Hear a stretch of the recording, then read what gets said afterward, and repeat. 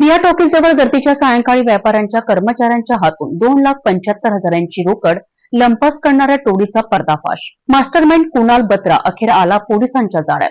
27 मार्चची सायंकाळ Priya talkies जवळील गजबजलेली सायंकाळ। राजकमल चौकात mobile संचालक आनंदाणी यांचे कर्मचारी व्यापाऱ्यांकडून 2,75,320 रुपयांची रोकड घेऊन निघाले। तेवढ्यात गर्दीचा फायदा घेत बॅग हिसकावून आरोपी पसार झाला। शहर गुन्हे शाखा युनिट क्रमांक 1च्या पथकाने एका विधी संघर्षित बालकाला ताब्यात घेतले आणि त्याच्या चौकशीतून सगळा प्लॅन उघडकीस आला। 22 वर्षीय कुणाल राजकुमार बत्रा दस्तूरनगरचा रहिवासी असून बॅग लिफ्टिंगचा मास्टरमाइंड तोच होता। त्याला माहिती होतं की मोबाईल संचालक आनंदानी नियमितपणे कर्मचाऱ्यांमार्फत मोबाईल विक्रेत्यांकडून वसुली करतात। कुणाल सिटीलँडमध्ये कामाला होता। तिथेच त्याने आपल्या साथीदारांसोबत 23 वर्षीय साकिब शाह राहणार कबीरनगर आणि 19 वर्षीय अजद खां राहणार कबीरनगर यांच्यासोबत मिळून प्लॅन बनविला।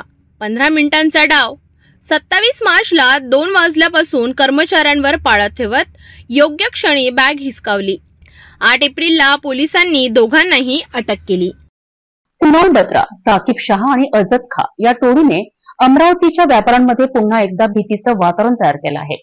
परंतु गुन्हे शाखेच्या सतर्कतेमुळे मास्टरमाइंड अखेर पोलिसांच्या ताब्यात आला आहे।